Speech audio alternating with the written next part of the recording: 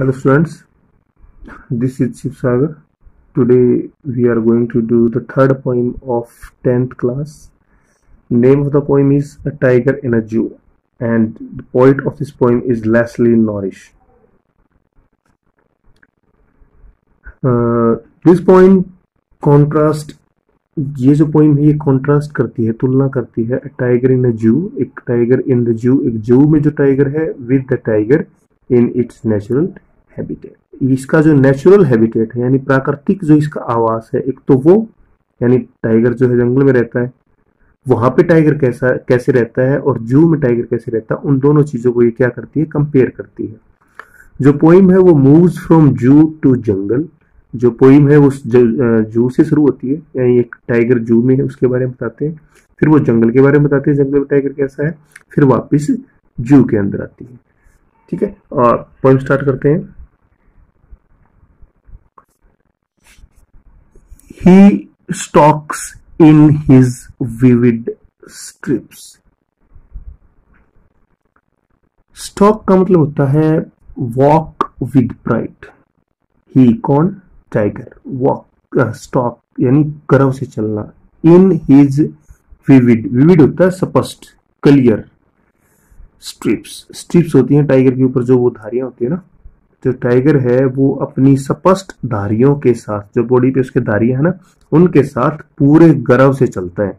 मतलब टाइगर को कभी देखा होगा तो मतलब ऐसा नहीं डरा डरा चल रहा है, पूरे गर्व के साथ चलता है।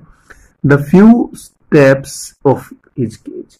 केज पिंजरा, जैसे पिंजरे का साइज छोटा होता है तो उस जितना वो साइज है उतना ही चलेगा ना। वो थोड़े से जो स्टेप हैं पिंजरे के अंदर, वो उसकी बॉडी के ऊपर जो स्ट्रिप्स हैं उनके साथ और पूरे गर्व के साथ, वो जो 5-4 कदम है पूरे गर्व के साथ चलता है। On pads of velvet. Velvet मखमल, वेलवेट मीन्स मखमल। पैड होते हैं गद्दे, यानी अब कभी आपने किसी जीव के, जैसे कभी कुत्ता का कोई पिल्ला है, उसके अगर आपने पैर देखेंगे तो बहुत ही सॉफ्ट होते हैं नीचे से, गद्दा गद्दे टाइप के होते हैं, जैसे हमारे तलवे बीन को बोलते हैं ना, वैसे ही। तो जो उसके जो पैड्स ऑफ वेलवेट, उसके जो मखमल के पैड है, बिल्कुल क्वाइट, बिल्कुल शांत। इन हिज क्वाइट रेज, और पूरे गुस्से में। रेज होता है गुस्सा, एंगर। जो टाइगर है वो पूरे गर्व के साथ चलता है। कहाँ पे? फ्यू स्टेप्स, थोड़े से स्टेप अपने पिंजरे में, उसके जो मखमल वाले जो गद्देदार पैर हैं उनके साथ शांत है वो। इन हिज क्वाइट रेज, और गुस्से में भी, शांत और गुस्से में भी। ही should B lurking in shadow. Lurking होता है छिप जाना, हाइड हो जाना। उसे क्या चाहिए? वो हाइड हो जाए। कहाँ पे? इन शेडो, छाया में। तो उसे क्या चाहिए कि वो छाया में छुप जाए। Sliding through the long grass, लंबी ग्रास, लंबी लंबी जो घास है उसकी छाया में वो छुप जाए। नियर द वाटर होल, पानी के होल के पास, किसी नदी के पास जो है वो वहां पे छुप जाए। और कहाँ पे? Where plump deer pass. Plump जहाँ पे कोई हट्टा मोटा सा जो बियर है, भालू जहां से निकले, ताकि उसका वो शिकार कर सके। तो इसको क्या करना चाहिए? इसको छुप जाना चाहिए। लर्किंग, हाइडिंग, हिडिंग, छुप जाना। शेडो में, छाया में। Sliding through the long grass, लंबी जो घास है उसकी जो छाया है उस छाया में इसको छुप जाना चाहिए। कहाँ पे? Near the water hole, water hole के पास।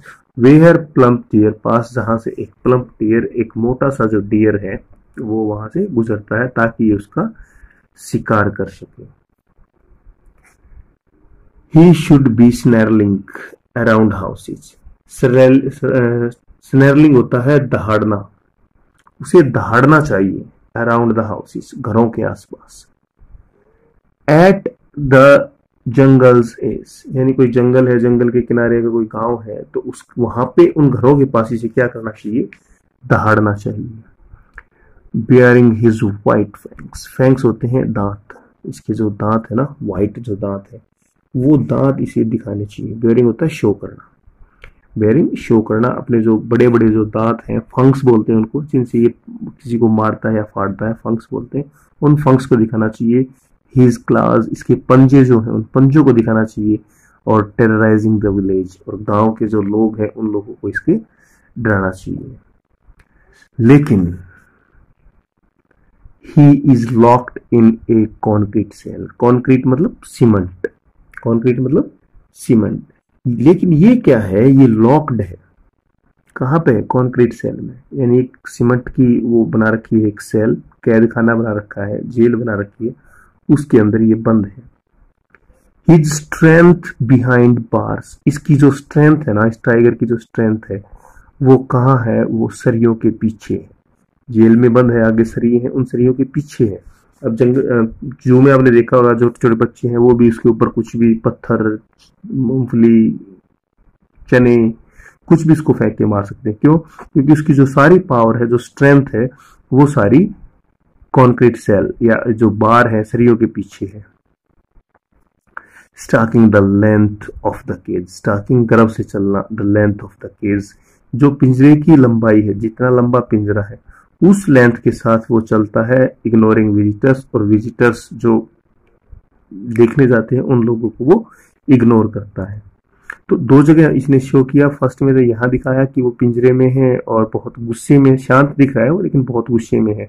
उसे होना चाहिए कहाँ पे, उसको होना चाहिए जंगल में या कहीं पे लॉन्ग ग्रास में छिपके, और उसे शिकार करना चाहिए या गांव वालों को उसे डराना चाहिए अपने दांतों के साथ और अपने पंजों के साथ। लेकिन है कहाँ वो अभी कॉन्क्रीट सेल के अंदर है। उसकी स्ट्रेंथ जो है बिहाइंड द बार्स है, और starting with the length of the cage, और जो पिंजरे की जो लेंथ है उस लेंथ के साथ वो मूव कर रहा है, इग्नोरिंग विजिटर्स, और जो विजिटर्स है उनको वो इग्नोर कर रहा है। He hears the last voice at night, और रात को वो आखिरी आवाज सुनता है, किसकी, the patrolling cars. Patrolling car, रात को जो गाड़ियां घूमती है ना पेट्रोलिंग के लिए, यानी जो चेकिंग के लिए जो गाड़ियां घूमती है, उस पेट्रोलिंग कार की आवाज को सुनता है। एंड और stairs with his brilliant eyes, और अपनी ब्रिलियंट आंखों के साथ, ब्रिलियंट शानदार अपनी आंखों के साथ देखता है, ब्रिलियंट स्टार, शानदार चमकते हुए सितारों को, और अपनी आंखों के साथ वो शानदार सितारों को देखता है। ठीक है, और इसका पोइट मैंने बता दिया है, लेस्ली नॉरिश इसका पोइट है। ठीक है, इस पोइम को अच्छे से कर लेंगे, और इसके अंदर से बेटा क्वेश्चन आंसर निकाल लो। कम स्टैंजा आता है आपका इसमें 10वीं के एग्जाम में स्टैंजा आएगा, और उसमें से आपने क्वेश्चन आंसर फाइंड करने होते हैं। तो इसके अंदर से अपने आप क्वेश्चन बना करो, हर पैरे के अंदर से 2-2 क्वेश्चन, 3-3 क्वेश्चन, और व्हाट्सअप कर किया करो ताकि पता रहे कि कौन बच्चा कर रहा है और कौन नहीं कर रहा है। ठीक है, आज के लिए इतना ही, बाय।